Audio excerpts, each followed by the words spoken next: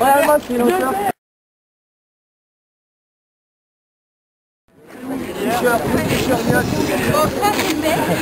C'est bon, on l'a fait.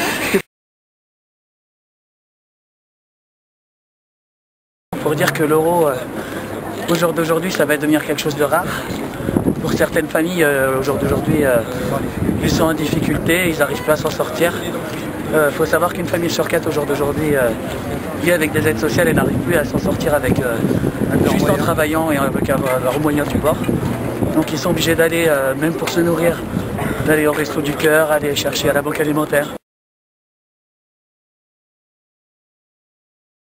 Bon, ben, le chômage, bien sûr, parce que je sors d'une conférence à Villeurbanne qui entrevoit une société où on n'aura pas besoin de ça, parce qu'il y aura une caisse de socialisation du travail qui paiera les travailleurs. Pour ceux qui feront faire du travail, ils auront des crédits à 0%. Et la caisse de socialisation paiera les travailleurs à vie. Ils n'auront plus peur d'être au chômage. C'est une autre société. Il faut changer. Le copain qui disait ça, excusez-moi, je suis partie là vers un nouveau sujet. Le copain disait, changeons ce qu'on a mis dans nos têtes, parce que c'est pas de l'imaginaire qu'on a mis dans nos têtes. Quand on a dit crise, quand on a dit dette, quand on a dit licenciement, ça c'est pas de l'imaginaire. On a fait rentrer ça dans nos têtes, on peut le faire sortir, on peut imaginer une autre société.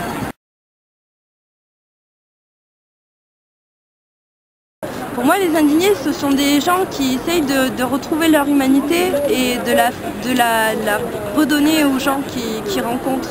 Après, il y a des personnes qui sont plus spécialisées, qui vont s'indigner et donc lutter contre les problèmes de logement, contre les problèmes environnementaux, etc. Mais tous se rejoignent sur le fait que ce qui prime, c'est de préserver l'humanité et la pensée. Et donc du coup, ça donne des droits à tous, une égalité. L'Espagne disait, nous sommes des gens ordinaires. Ça me parle. Nous sommes des gens ordinaires. Ceux qui étaient venus sur leur place, là, en Espagne, ils disaient ces choses-là. Et j'ai lu leur charte et je comprenais tout. Alors que quelquefois, ici à Lyon, nous avons des tracts qui ne sont pas assez clairs pour les gens. Là, les mots, ils parlaient à tout le monde. Et c'est ça ce que je demande, qu'on ait un langage démocratique pour tout un chacun.